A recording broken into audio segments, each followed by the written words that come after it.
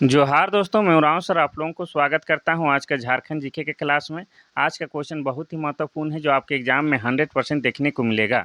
तो समय को न गंवाते हुए चलिए पहला क्वेश्चन शुरू करते हैं। देखिए, पहला क्वेश्चन शुरू करने से पहले बता दें, आज हम लोग देखेंगे मॉडल प्रैक्टिस सेट 6। इससे पहले हम लोग देखे हैं मॉडल प्रैक्टिस सेट 1, 2, 3, 4, 5। टोटल हम लोग क्या है 10 मॉडल प्रैक्टिस सेट देखने वाले हैं। उसी क्रम में ये क्या है 6वां मॉडल प्रैक्टिस सेट है। और आपको बता दें कि जिन्होंने मॉडल प्रैक्टिस सेट 1, 2, 3, 4, 5 वाला वीडियो नहीं देखा है, वो जाके देख लीजिएगा। मेरे चैनल का नाम क्या है, उरांव सर ट्यूटोरियल। और आपको बता दें कि इस मॉडल प्रैक्टिस सेट में आपके लिए काफ़ी सर्च करके या काफ़ी मेहनत करके क्वेश्चन लाया गया है। ये क्वेश्चन जो है आपकी जो आगामी परीक्षा है उसमें हूबहू दिखाई देने की प्रबल संभावनाएं है। यानी कि ये सेशन है आपके लिए वीवीआईपी है। तो आप लोग क्या कीजिए, अपना नोटबुक निकाल के बैठिए और हम शुरू करते हैं पहला क्वेश्चन। देखिए, पहला क्वेश्चन कह रहा है कि मुख्यमंत्री सुकन्या योजना का नाम बदलकर क्या कर दिया गया है। पहला है झारखंड स्कॉलरशिप योजना, दूसरा है झारखंड कुसुम योजना, तीसरा है झारखंड फूलो झानो आशीर्वाद योजना और चौथा है सावित्रीबाई फुले किशोरी समृद्धि योजना। इसका सही आंसर हो जाएगा option number D, Savitribai Phule किशोरी समृद्धि योजना। तो मुख्यमंत्री सुकन्या योजना के नाम बदलकर सावित्रीबाई फुले किशोरी समृद्धि योजना कर दिया गया है। अब इस योजना का उद्देश्य क्या है, तो इस योजना का उद्देश्य है कि बालिकाओं किशोरियों को शिक्षा से जोड़ना और वयस्क होने पर उसकी शादी के लिए जरूरी सहायता प्रदान करना। अब देखेंगे हम लोग क्वेश्चन नंबर 2। क्वेश्चन नंबर 2 देखने से पहले आपको बता दें कि झारखंड सरकार द्वारा अनेक योजनाएं संचालित है और आपके सभी प्रतियोगी परीक्षा में झारखंड सरकार द्वारा संचालित 3 से 4 योजना आपके पूछे जाते ही जाते हैं। ठीक है। अब दूसरा नंबर का सवाल करता है कि झारखंड के किस जिले से होकर कर्क रेखा गुजरती है। पहला है सरायकेला खरसावां, दूसरा है पूर्वी सिंहभूम, तीसरा है देवघर, चौथा है रांची। इसका सही आंसर हो जाएगा ऑप्शन नंबर डी, रांची। आपको बता दें कि रांची तो है ही, लेकिन झारखंड के 6 जिलों से होकर क्या है आपका कर्क रेखा गुजरती है, ये आपको याद रखना है। इन 6 जिलों का नाम आपको लिख देते हैं, थोड़ा सा टाइम लगेगा, लेकिन पढ़ना है तो ध्यान से पढ़ना है। ठीक है, पहला हम लोग लिख लेते हैं बोकारो। पहला है आपका बोकारो जिला। ठीक है। दूसरा हम लोग लिख लेंगे रामगढ़, दूसरा लिख लेंगे रामगढ़ और तीसरा लिख लेंगे हम लोग रांची। ठीक है, तीसरा रांची। और चौथा हम लोग लिख लेंगे क्या, चौथा लिख लेंगे हम लोग लोहरदगा, लोहरदगा। और पांचवा लिख लेंगे हम लोग क्या, पांचवा लिख लेंगे हम लोग गुमला। और छठा हम लोग लिख लेंगे क्या, लातेहार। तो इस तरह से हम लोग देखते हैं कि झारखंड के 6 जिलों से होकर कर्क रेखा गुजरती है। अगर पूछा जाए कि पूरे भारत के कितने राज्यों से होकर गुजरती है कर्क रेखा, तो 8 राज्यों से होकर कर्क रेखा गुजरती है, ये आपको याद रखना है। और इन 8 राज्यों को आपको क्या है मैसेज में लिखना है। वैसे तो हमको पता है, लेकिन अभी नहीं बताते हैं। ठीक है, आप लोग क्या कीजिएगा, मैसेज में इन 8 राज्यों के नाम लिखिएगा। चलिए बढ़ते हैं हम लोग क्वेश्चन नंबर 3 की ओर। क्वेश्चन नंबर 3 कहता है कि कौन सी नदी बिहार और झारखंड को विभाजित करने का कार्य करती है। पहला है दामोदर, बोकारो, दूसरा है गंगा सोन, तीसरा है गंगा और कोसी, चौथा है स्वर्णरेखा और कोयल। इसका सही आंसर हो जाएगा ऑप्शन नंबर बी, गंगा और सोन। गंगा और सोन नदी जो है बिहार और झारखंड को विभाजित करने का कार्य करती है। जिसमें आपको बता दें तो सोन नदी जो है, ठीक है, सोन नदी का अपवाह क्षेत्र गढ़वा और पलामू है। और यह क्या है, यह झारखंड की बरसाती नदी नहीं है। ठीक है। और गंगा को बता दें, गंगा नदी के बारे में बताएं तो गंगा नदी झारखंड और बिहार को साहेबगंज जिला में विभाजित करती है, ये आपको याद रखना है। ठीक है। और अगर गंगा नदी को पूछा जाए तो गंगा नदी झारखंड का एकमात्र जो जिला है कौन, साहेबगंज जिला से होकर बहती है, ये भी आपको याद रखना है। ठीक है। और साहेबगंज जिला कब बना है, 1983 ईस्वी में। चलिए अब हम लोग देखते हैं क्वेश्चन नंबर 4। क्वेश्चन नंबर 4 कहता है कि झारखंड की सबसे नूतन भौतिक संरचना कौन सी है।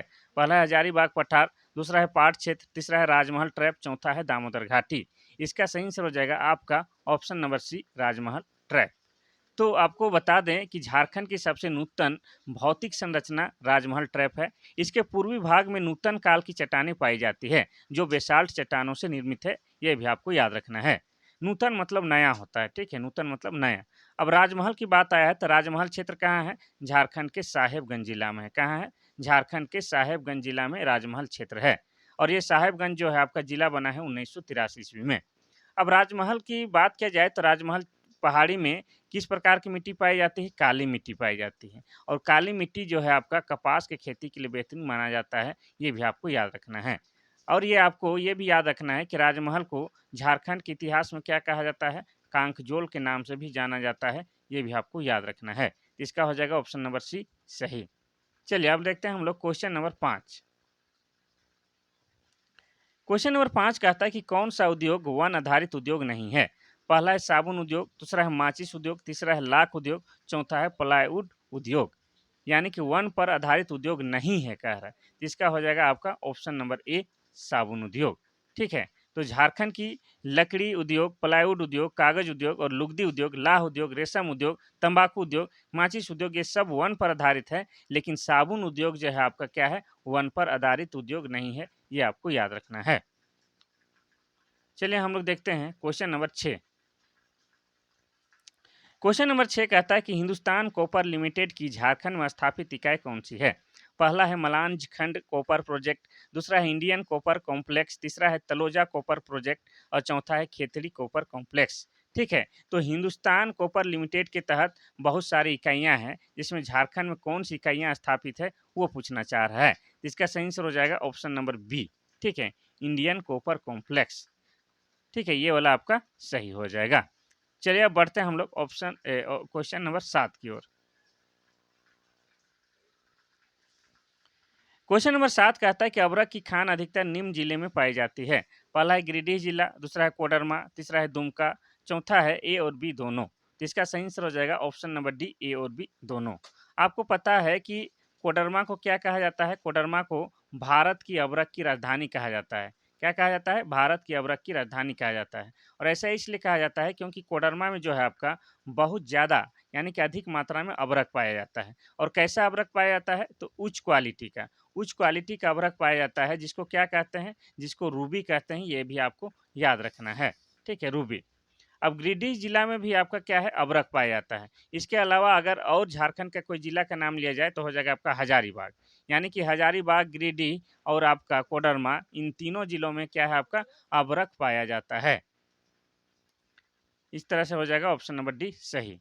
चलिए अब बढ़ते हैं हम लोग क्वेश्चन नंबर 8। क्वेश्चन नंबर 8 कहता है कि झारखंड में अंग्रेजों का प्रवेश किस वर्ष हुआ था? पहला है 1765, दूसरा है 1766, तीसरा है 1767, चौथा है 1837। इसका सही आंसर हो जाएगा आपका ऑप्शन नंबर सी 1767। ठीक है, कितना? 1767। झारखंड में अंग्रेजों का प्रवेश 1767 ईस्वी में किस क्षेत्र की ओर से हुआ था? तो सिंहभूम क्षेत्र से हुआ था। किधर? ये भी पूछता है कि किस क्षेत्र, तो हो जाएगा आपका सिंहभूम क्षेत्र से हुआ था। सिंहभूम क्षेत्र में प्रवेश के दौरान अंग्रेजी सेनापति फर्ग्यूसन ने झारग्राम के राजा को सबसे पहले पराजित किया था, ये भी आपको याद रखना है। तो क्या आपको याद रखना है? अंग्रेजों ने सबसे पहले झारखंड में 1767 ईस्वी में प्रवेश किया और किस क्षेत्र से प्रवेश किया? तो सिंहभूम क्षेत्र से प्रवेश किया, ये आपको याद रखना है। क्वेश्चन नंबर हम लोग देखते हैं 9। क्वेश्चन नंबर 9 कहता है कि किस शासक ने अपने सैन्य दल को झारखंड भेजा और झारखंडी सुल्तान की पदवी धारण की? पहला है आपका फिरोज तुगलक, दूसरा है घनश्याम सिंह, तीसरा है बख्तियार खिलजी, चौथा है आदिल खान द्वितीय। इसका सही आंसर हो जाएगा आपका option number D Adil Khan द्वितीय। ठीक है, तो खान देश के शासक आदिल खान द्वितीय ने अपने सैन्य दल को झारखंड में भेजा और झारखंडी सुल्तान के नाम से प्रसिद्ध हुआ, ये भी आपको याद रखना है। चलिए आप देखते हैं हम लोग क्वेश्चन नंबर 10। क्वेश्चन नंबर 10 कहता है कि किसने घोषणा की कि अबुआ राज एटे जाना महारानी राज टूडू? ठीक है, यानी किसने कहा था कि अबुआ राज एटे जाना और महारानी राज टूडू? पहले तो इसका मतलब बताते हैं। अबुआ राज एटे जाना का मतलब होता है कि अब हमारा राज्य जो है शुरू होने वाला है, मतलब हमारा शासन काल शुरू होने वाला है और महारानी विक्टोरिया का शासन जो है समाप्त होने वाला है। ये किसने घोषणा किया था? पहला है बिरसा मुंडा, दूसरा है तेलंगा खड़िया, तीसरा है बुधू भगत, चौथा है सिद्धू कान्हू। इसका सही आंसर हो जाएगा आपका क्या? ठीक है, इसका सही आंसर हो जाएगा ऑप्शन नंबर ए बिरसा मुंडा। तो बिरसा मुंडा के उलगुलान के दौरान बिरसा मुंडा द्वारा यह घोषणा किया गया था कि अबुआ राज एटे जाना महारानी राज टूडू, अर्थात मुंडाओं का राज अब शुरू होगा और महारानी विक्टोरिया का राज समाप्त होने वाला है। अब बिरसा मुंडा का जिक्र आया तो इनके बारे में थोड़ा सा बताएंगे, फिर आगे बढ़ेंगे। तो बिरसा मुंडा जी का जो जन्म है आपका कब हुआ था? 15 नवंबर। कब? 15 नवंबर 1875 ईस्वी को। तो वर्तमान में जो खूंटी जिला है वहीं पर एक गाँव है, ठीक है? तो खूंटी जिला के उलीहातू गाँव में हुआ था, ये आपको याद रखना है, ठीक है? अब आपको ये भी याद रखना है कि इनके पिता का क्या नाम था? इनके पिता का नाम था आपका क्या? सुगना मुंडा। और इनके माता का नाम क्या था? इनके माता का नाम करमी था, ठीक है? कभी-कभी ये भी पूछ देता है कि लोग इन्हें प्यार से क्या कहते हैं? तो बिरसा मुंडा को लोग धरती आबा के भी नाम से जानते हैं। क्या कहते हैं? धरती आबा के नाम से जानते हैं, ये आपको याद रखना है। साथ ही आपको ये भी याद रखना है बिरसा मुंडा के बारे में कि बिरसा मुंडा के धार्मिक गुरु का नाम क्या था? तो धार्मिक गुरु का नाम था आनंद पांडे, ठीक है? क्या नाम था? आनंद पांडे। साथ ही आपको ये भी याद रखना है कि बिरसा मुंडा के सेनापति का क्या नाम था? तो सेनापति का नाम क्या था? गया मुंडा। क्या? गया मुंडा, ठीक है? साथ ही आपको ये भी याद रखना है कि बिरसा मुंडा की मृत्यु कब हुई थी? तो मृत्यु आपकी हुई थी 9 जून 1900 ईस्वी को। मात्र 25 वर्ष की आयु में इनकी मृत्यु हो गई थी। और कहाँ हुई थी? तो रांची के सेंट्रल जेल में हुआ था। और इनके मृत्यु का कारण क्या बताया गया था? तो हैजा बताया गया था। लेकिन सच्चाई यह है कि अंग्रेज़ों के टॉर्चर के कारण इनकी मृत्यु हो गई थी। अब ये भी याद रखना है कि इनकी जो समाधि स्थल कहाँ है? तो समाधि स्थल इनका कहाँ है? तो रांची का जो लालपुर चौक है, लालपुर चौक से अगर आप लोग कोकर चौक की ओर बढ़ते हैं, तो बीच में क्या है? सब्जी मार्केट मिलता है। उस सब्जी मार्केट के किनारे आपका क्या है? डिस्टिलरी पूल है। वहीं आपका क्या है? समाधि स्थल है बिरसा मुंडा का, ये भी आपको याद रखना है। ठीक है? तो इतना कुछ आपको बिरसा मुंडा के बारे में आपको याद रखना ही रखना है। ठीक है? क्योंकि बिरसा मुंडा से सवाल पूछे बगैर क्वेश्चन आगे बढ़ता ही नहीं है, इसीलिए आपको बता दिए। क्वेश्चन नंबर हम लोग देखेंगे 11। क्वेश्चन नंबर 11 देखने से पहले एक बात और याद आ गया कि बिरसा मुंडा पर अंग्रेजों के द्वारा 500 रुपये का इनाम रखा गया था। कितना? 500 रुपये का इनाम रखा गया था। जबकि बुधू भगत पर 1000 रुपये का इनाम रखा गया था, ये भी आपको याद रखना है। अब देखेंगे हम लोग क्वेश्चन नंबर 11। क्वेश्चन नंबर 11 कहता है कि निम्न में से किसे गांव में बसा शहर कहा जाता है? पहला है झुमरी तलैया, दूसरा है पारसनाथ, तीसरा है मैकलुस्कीगंज, चौथा है जमशेदपुर। तो इसका सही आंसर हो जाएगा आपका ऑप्शन नंबर सी, मैकलुस्कीगंज। तो झारखंड के मैकलुस्कीगंज को गांव में बसा हुआ शहर कहा जाता है, ठीक है?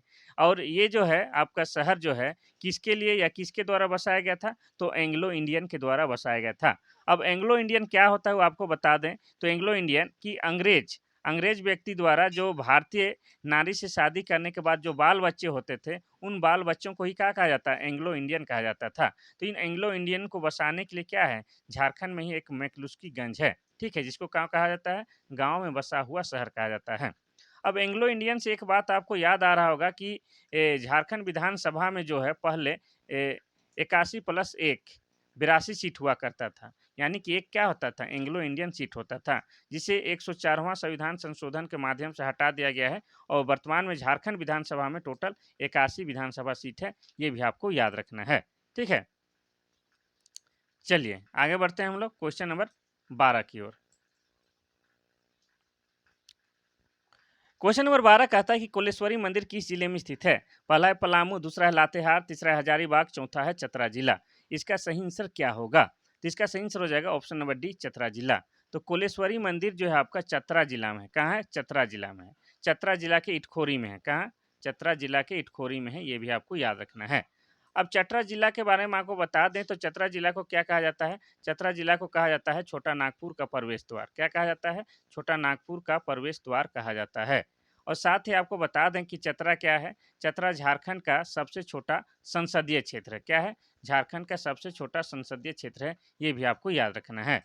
ठीक है? और आपको ये भी याद रखना है कि चतरा के इटखोरी से आपका एक जैन तीर्थंकर हुए थे और 10वें क्रम का हुए थे और उनका नाम क्या था? तो उनका नाम आपका क्या था? शीतलनाथ था, ये भी आपको याद रखना है। क्या नाम था? शीतलनाथ था। ये झारखंड के एकमात्र जैन तीर्थंकर थे और 10वें क्रम के थे। ठीक है? इतना आपको याद करते हुए आगे बढ़ना है। अब देखेंगे हम लोग क्वेश्चन नंबर 13। क्वेश्चन नंबर 13 कहता है कि झारखंड में 1857 ईस्वी के विद्रोह के प्रमुख प्रेरक कौन थे? पहला है पांडे गणपत राय, दूसरा है शेख भिखारी, तीसरा है माधव सिंह, चौथा है ठाकुर विश्वनाथ शाहदेव। इसका सही आंसर हो जाएगा आपका option number D, Thakur Vishwanath Shahdeo. तो आपको बता दें कि झारखंड में 1857 के विद्रोह के प्रमुख प्रेरक ठाकुर विश्वनाथ शाहदेव थे और विद्रोहियों ने इन्हें अपना नेता बनाया था, ये भी आपको याद रखना है। अब बढ़ते हैं हम लोग आगे। आगे बढ़ने से पहले एक बात और याद आ गया कि 1857 की क्रांति झारखंड में सबसे पहले कहाँ हुई थी? तो आपको बता दें कहाँ हुई थी? रोहनी गांव में। और रोहनी गांव कहाँ है? तो रोहनी गांव आपका देवघर में है। और देवघर जिला कब बना है? देवघर जिला बना है 1983 ईस्वी में। और रोहिणी में भी सबसे पहले 1857 की क्रांति कब फूटी थी? तो हो जाएगा आपका 12 जून। कब? 12 जून को, ये आपको याद रखना है। और वर्तमान में देवघर में आपका क्या चल रहा है? श्रावणी मेला। आपको याद होना चाहिए कि देवघर में बाबा बैद्यनाथ धाम का मंदिर है। किसा? बाबा बैद्यनाथ धाम का मंदिर है। और बाबा बैद्यनाथ धाम के मंदिर पर प्रत्येक साल श्रावण के महीने पर, सावन के महीने के लिए पूरे 1 महीने के लिए श्रावणी मेला लगता है। और ये झारखंड ही नहीं, भारत ही नहीं, बल्कि आपका क्या है, पूरे विश्व में प्रसिद्ध है। यहाँ पर लाखों श्रद्धालु आते हैं और सभी एक ही प्रकार का वस्त्र धारण करके आते हैं, ये भी आपको याद रखना है। अब बढ़ते हैं हम लोग क्वेश्चन नंबर 14 की ओर। क्वेश्चन नंबर 14 आपका कहता है कि गांधी की पहली बार रांची किसके निमंत्रण पर आए थे? गांधी जी पहली बार रांची किसके निमंत्रण पर आए थे? पहला है जयदेव, दूसरा है श्याम कृष्ण सहाय, तीसरा है शिबू सोरेन, चौथा है विश्वनाथ दुबे। इसका सही आंसर हो जाएगा ऑप्शन नंबर आपका बी, श्याम कृष्ण सहाय। तो आपको बता दें कि सबसे पहले झारखंड की धरती पर महात्मा जी का कदम कब पड़ा था? तो हो जाएगा आपका 4 जून। ये मोस्ट इंपॉर्टेंट है, लिख लीजिए। माने कि झारखंड की धरती पर महात्मा गांधी का पहली बार कदम पड़ा था 4 जून आपका 1917 ईस्वी की। और ये किनके बुलाने पर आए थे? तो श्याम कृष्ण सहाय के बुलावे पर आए थे। उसके बाद उसके बाद महात्मा गांधी आपका 1917 में ही चंपारण आंदोलन के दौरान भी आए थे और 21 दिनों तक झारखंड में रुके थे। ठीक है, चंपारण आंदोलन की रूपरेखा गांधी जी ने रांची में ही तैयार की थी, ये भी आपको याद रखना है। अब देखेंगे हम लोग क्वेश्चन नंबर 15। क्वेश्चन नंबर 15 कहता है कि किस व्यक्ति ने 1857 के विद्रोह के दौरान मुक्ति वाहिनी सेवा का गठन किया था? पहला है विश्वनाथ सहदेव, दूसरा है कुंवर सिंह, तीसरा है अमर सिंह, चौथा है भवानी राय। इसका सही आंसर हो जाएगा आपका option number A, Vishwanath Sahdeo. तो 1857 के विद्रोह के दौरान ठाकुर विश्वनाथ सहदेव ने मुक्ति वाहिनी सेना का गठन किया था। इस सेना के संस्थापक ठाकुर विश्वनाथ सहदेव तथा सेनापति पांडे गणपत राय थे। यह सेना बाबू कुंवर सिंह के संपर्क में थी, ये भी आपको याद रखना है। तो अगर ये पूछेगा कि किसने मुक्ति वाहिनी सेवा की गठन की थी, तो हो जाएगा आपका विश्वनाथ सहदेव। चलिए रफ्तार से हम लोग देखेंगे, क्योंकि मौसम खराब है, बारिश हो रहा है, तो इसीलिए जल्दी जल्दी बता रहे हैं। जहां बहुत ज़्यादा जरूरी है वहीं पर एक्सप्लेन करेंगे, नहीं तो एक्सप्लेन करने की आवश्यकता नहीं है। 16 नंबर का क्वेश्चन कहता है कि पुरखा लड़ाके किसका राज है? झारखंड एवं अंतिम समर कथा, असुर सिरिंग तथा आदिम राग पुस्तक किसकी रचना है? पहला है शरद चंद्र राय, और दूसरा है निकिता सिंह, और तीसरा है विभूति भूषण, चौथा है वंदना टेटे। यानी कि ये जो उपरोक्त जो लिखा हुआ है सभी किताब का नाम है। ठीक है, और ये कौन लिखा है? ये किताब, इतने महान महान किताब को किसने लिखा है? तो इसका सही आंसर हो जाएगा ऑप्शन नंबर डी, आपका वंदना टेटे। ठीक है, तो पुरखा लड़ाके किसका राज है? झारखंड एवं अंथिन समरगाथा, असुर सिरिंग, आदिम राग, पुरखा झारखंडी साहित्यकार और नए साक्षात्कार, ये सब किताब जो है आपका कौन लिखे हैं? वंदना टेटे के द्वारा लिखे गए हैं, ये भी आपको याद रखना है। और वंदना टेटे क्या है? झारखंड की महान क्या है? राइटर है। इनके बारे में हमेशा क्वेश्चन पूछता ही पूछता है। देखिए क्वेश्चन नंबर 17 कहता है कि गलत सुमेलित को पहचाने। पहला है कोचे कोड़बा सुलेमान मुर्मू, दूसरा है घने अंधकार की ओर गोपाल दास, तीसरा है सृष्टि की सांझ नीलोत्पल मिन्नाल, चौथा है खेरवाल बांसो धर्मपुंथी मांझी राम टुडू। यानी कि एक तरफ राइटर का नाम है, एक तरफ उनके किताब का नाम है। तीन तो बिल्कुल सही है और जो गलत है उसको हम लोग को पहचानना है। तो गलत यहाँ पर क्या है? हो जाएगा ऑप्शन नंबर सी, सृष्टि की सांझ को नीलोत्पल मिन्नाल ने नहीं लिखा है। तो किसने लिखा है? तो सृष्टि के सांझ को लिखे हैं सिद्धनाथ कुमार। कौन? सिद्धनाथ कुमार के द्वारा लिखा गया है आपका सृष्टि के सांझ। ये नीलोत्पल मिन्नाल नहीं होगा, और बाकी सब बिल्कुल सही मिलाल है। अब देखेंगे हम लोग क्वेश्चन नंबर 18। क्वेश्चन नंबर 18 कहता है कि मिशेल बेंजामिन लकड़ा, अरुणा मिश्रा, लक्ष्मी पाड़िया तथा दिवाकर प्रसाद का संबंध किस खेल से है?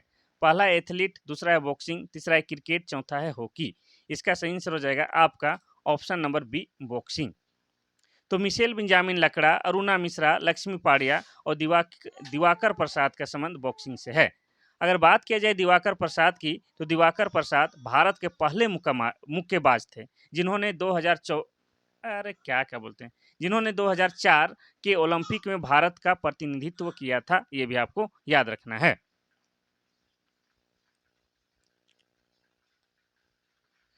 क्वेश्चन नंबर 19 की ओर बढ़ते हैं। तो क्वेश्चन नंबर 19 कहता है कि महेंद्र सिंह धोनी ने अपना अंतिम T20 मैच किस देश के साथ खेला था? पहला है न्यूजीलैंड, दूसरा है ऑस्ट्रेलिया, तीसरा है श्रीलंका, चौथा है बांग्लादेश। इसका सही आंसर हो जाएगा ऑप्शन नंबर सी, श्रीलंका।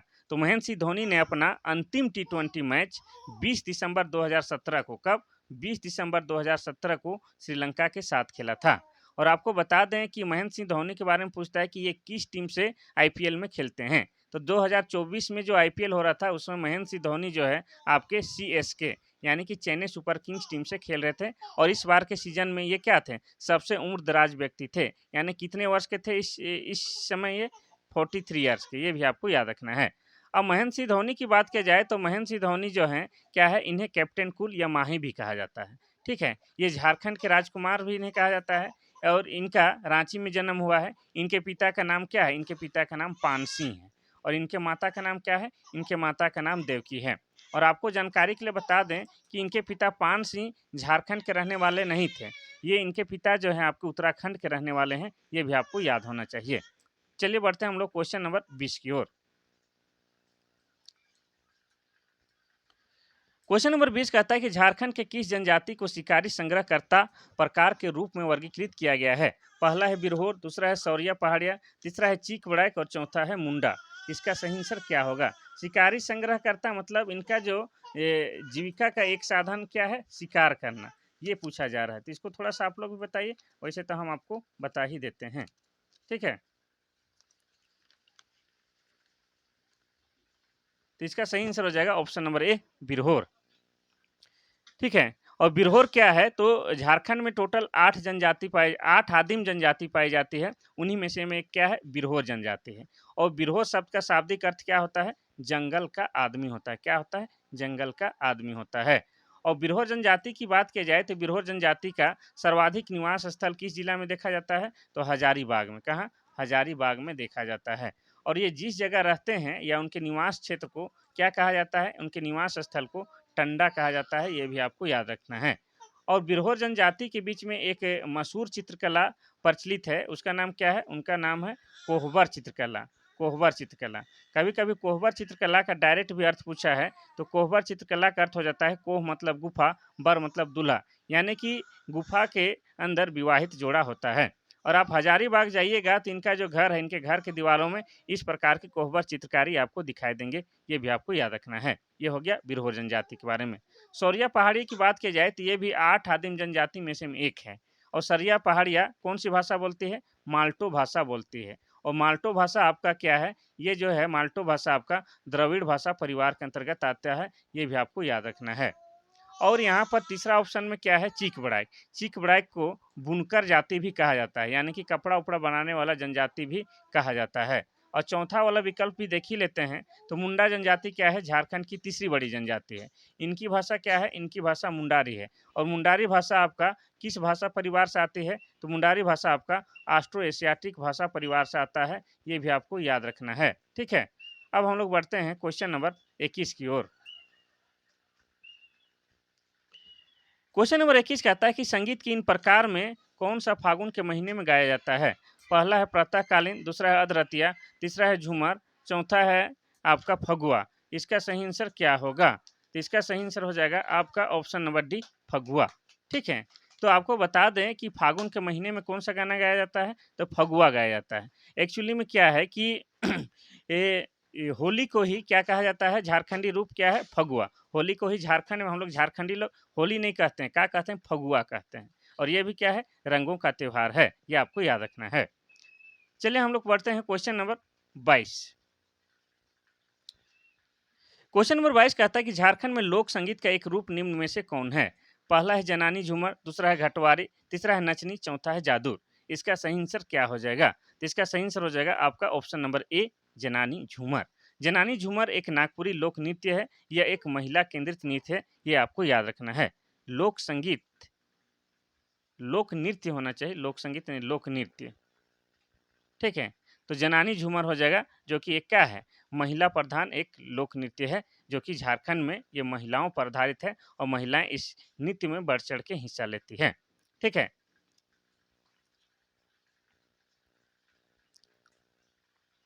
जल्दी जल्दी करने चक्कर में थोड़ा सा गड़बड़ होने का संभावना बन जाता है।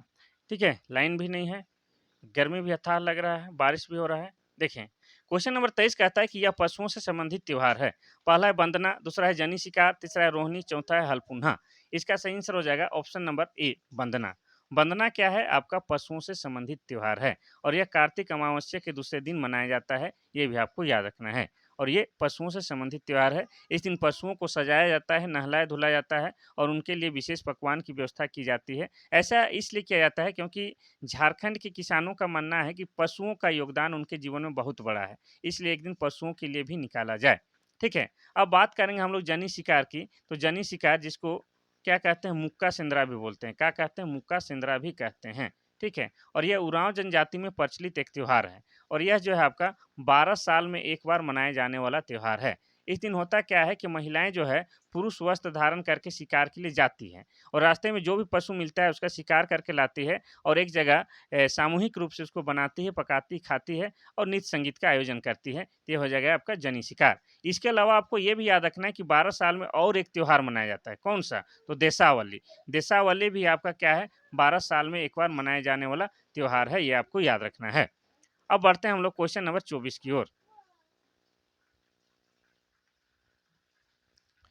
क्वेश्चन नंबर 24 कहता है कि बिटलाहा क्या है? पहला है एक प्रकार का कर, दूसरा है एक प्रकार का सजा, तीसरा है एक प्रकार का त्योहार और चौथा है एक प्रकार का विवाह। इसका सही आंसर हो जाएगा ऑप्शन नंबर ए। ऑप्शन नंबर ए नहीं हो, ऑप्शन नंबर बी, एक प्रकार का सजा होगा। तो संथाल समाज में बिटलाहा एक प्रकार का सजा है और ये कह सकते हैं कि ये एक बहुत बड़का सजा है। ये आपका सामाजिक बहिष्कार है, यानी कि यौन दोषी पाए जाने वाले व्यक्तियों को क्या है, समाज से ही बहिष्कृत कर दिया जाता है। यानी कि गांव में उनका हुक्का पानी बंद कर दिया जाता है, गांव से उसको निकाल दिया जाता है। उसको क्या कहते हैं? बिटलाहा कहते हैं।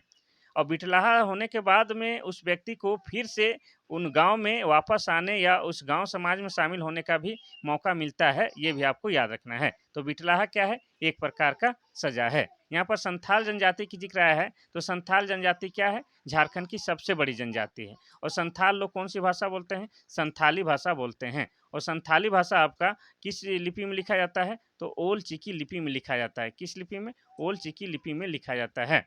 और ओल चिकी लिपि का आविष्कार किसने और कब किया था? तो 1941 में। कब? 1941 ईस्वी में पंडित रघुनाथ मुर्मू के द्वारा इस लिपि का आविष्कार किया गया था, ये भी आपको याद रखना है।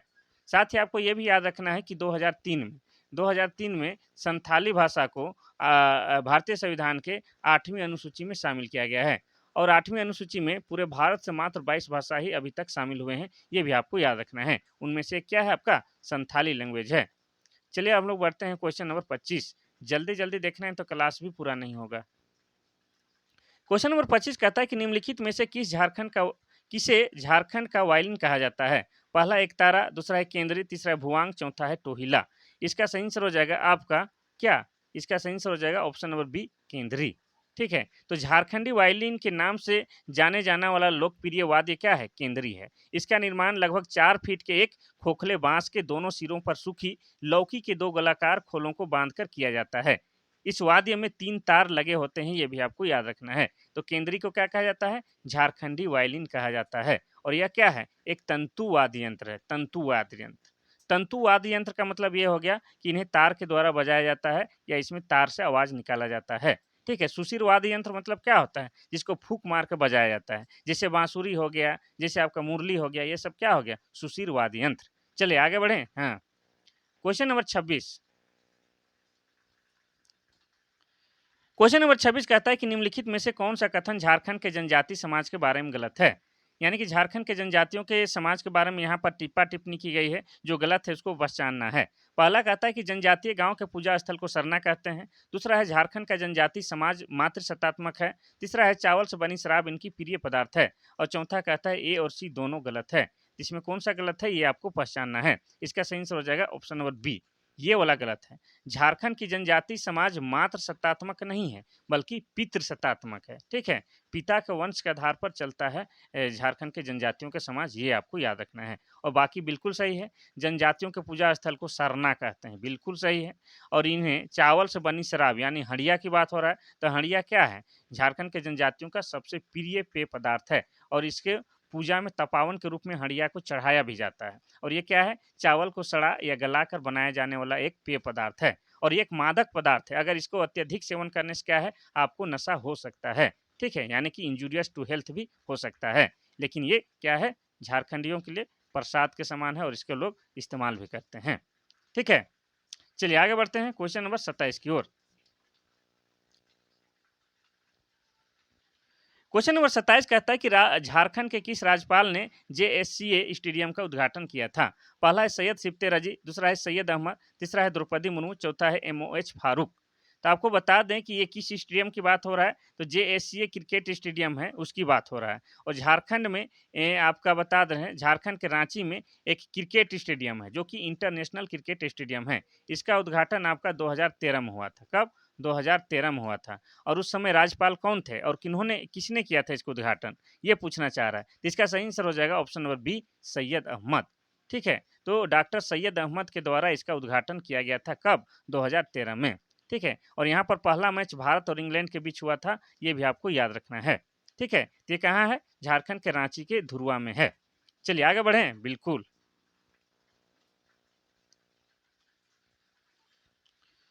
क्वेश्चन नंबर 28 कहता है कि झारखंड पंचायती राज अधिनियम कब अस्तित्व में आया? पहला है 2000 ईस्वी, दूसरा है 2001, तीसरा है 2002, चौथा है 2003। इसका सही आंसर हो जाएगा आपका ऑप्शन नंबर बी, 2001 में।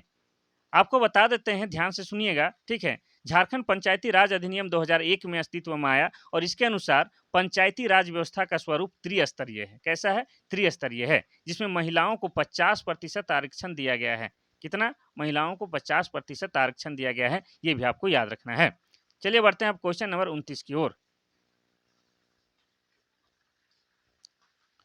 क्वेश्चन नंबर 29 कहता है कि जेपी आंदोलन के आंदोलनकारियों को पेंशन देने वाला झारखंड देश का कौन सा राज्य है? पहला है पहला, दूसरा, तीसरा, चौथा। तो इसका सही आंसर क्या होगा? तो इसका सही आंसर हो जाएगा ऑप्शन नंबर बी। ठीक है, दूसरा। तो देखिए, जेपी आंदोलन के आंदोलनकारियों को पेंशन देने वाला झारखंड देश का दूसरा राज्य है। और पहला कौन है? तो पहला हमारा बिहार है। ठीक है, बिहार। आपको पता है जेपी मतलब जयप्रकाश नारायण के बारे में बात हो रहा है। तो जयप्रकाश नारायण के आंदोलन में जिन लोगों ने भाग लिया था या जो उन आंदोलन में शामिल हुए, मरे थे या जो भाग लिए थे, उनको पेंशन दिया जाता है। तो ये बिहार के रहने वाले थे, तो बिहार सरकार पेंशन देने वाला पहला राज्य है और झारखंड उसका पड़ोसी है, तो ये दूसरा राज्य है। ये आपको याद रखना है। जेपी आंदोलन यानी कि जयप्रकाश नारायण के आंदोलन से संबंधित बात हो रहा है। अब बढ़ते हैं हम लोग आगे। अब बिहार का थोड़ा सा जिक्र कर ले, का कर ही लेते हैं। तो बिहार की राजधानी क्या है? पटना। ठीक है, पटना। और यहाँ के सीएम कौन है? तो नीतीश कुमार है। कौन है? नीतीश कुमार। और हम लोग बिहार से ही अलग झारखंड राज्य का निर्माण किए हैं, यानी कि बिहार का 46% भूभाग काट के हम लोग क्या किए हैं? अलग झारखंड राज्य का निर्माण किए हैं। और जिस समय अलग झारखंड राज्य बना था, उस समय झारखंड में कितना जिला था? 18 जिला है। वर्तमान में कितना है? 24 है। और जब झारखंड अलग बना, उस समय प्रथम जो मुख्यमंत्री कौन बने? बाबूलाल मरांडी। ये तो सब जानता है, लेकिन आपको पता है कि जिस समय झारखंड अलग राज्य बना, उस समय बिहार के मुख्यमंत्री कौन थे? हाँ, बिल्कुल पता है। कौन थे? हमारे राबड़ी देवी थी। कौन? राबड़ी देवी। और राबड़ी देवी सीएम वहाँ की थी। और राबड़ी देवी किनकी पत्नी है मालूम है? हमारे जो पूर्व जो है रेल मंत्री लालू यादव, थत पगली ऊ वाला जो बोलते हैं डायलॉग, उसका पत्नी है। कौन? हमारे राबड़ी देवी। चलिए अब देखते हैं क्वेश्चन नंबर 30। क्वेश्चन नंबर 30 कहता है कि संथाल जनजाति के लोग सरहुल को किस नाम से जानते हैं? पहला है बाहा, दूसरा है नहा, तीसरा है कहा, चौथा है गहा।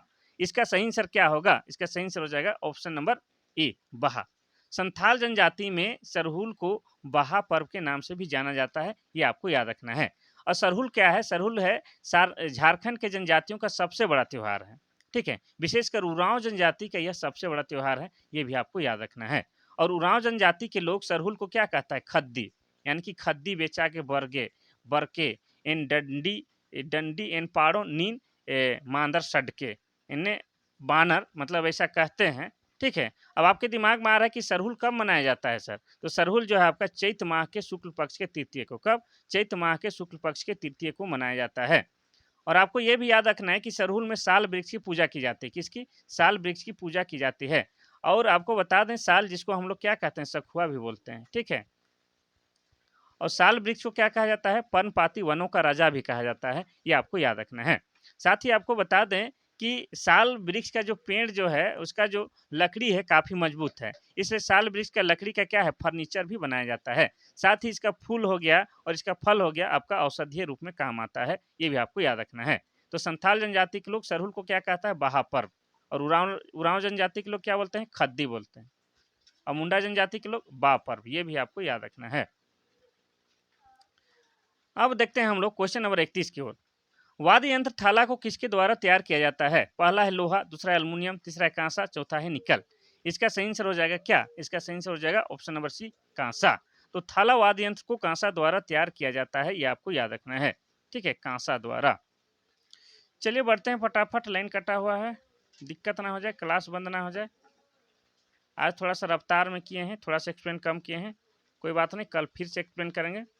क्वेश्चन नंबर 32 और आज का आखिरी क्वेश्चन कहता क्या है कि झारखंड के तांती और मल्हार समुदाय झारखंड के किस प्रकार के शिल्पकला से जुड़े हुए हैं? पहला है खिलौने बनाने, दूसरा है लकड़ी का काम, तीसरा है कठपुतली बनाना, चौथा है धातु का काम। इसका सही आंसर क्या होगा? ऑप्शन नंबर डी, धातु का काम।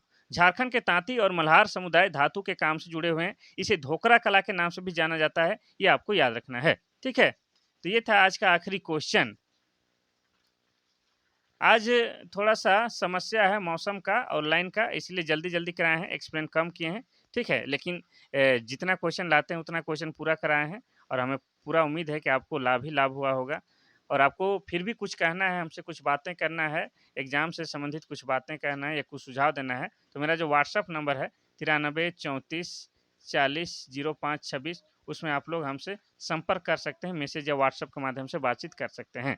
साथ ही आपको बता दें कि आपकी ये क्लास लाना, आप लोग को लगता है कि सर 25-30 क्वेश्चन लेके आ गए 5 मिनट में, ऐसा नहीं है। इस क्वेश्चन को लाने में, लिखने में, आप लोग तक पहुंचाने में 4 से 5 घंटे का समय मैं आप लोगों को देता हूं। और ये सिर्फ और सिर्फ आप लोगों के लिए ऐसा करता हूं, तो आप लोग का भी फर्ज बनता है कि थोड़ा क्लास को लाइक कर दीजिए, शेयर कीजिए, ताकि हम इतना मोटिवेट हो जाएं कि चाहे बरसात हो या गर्मी लगे या लाइन कटे, हम आपके लिए क्लास ला के ही रहें। इतना आपका तो करना बनता है। ठीक है, तो चलिए आज इतना ही बोलते हैं और क्लास ख़त्म करते हैं। हाँ, और एक बात, एक सूचना देना था कि आप लोग के लिए बहुत जल्द जो है क्या है, पीडीएफ और टेस्ट सीरीज मुहैया कराया जाएगा, तो आप लोग रेडी रहिए। ठीक है, चलिए आज के लिए बस इतना सही। थैंक यू, धन्यवाद।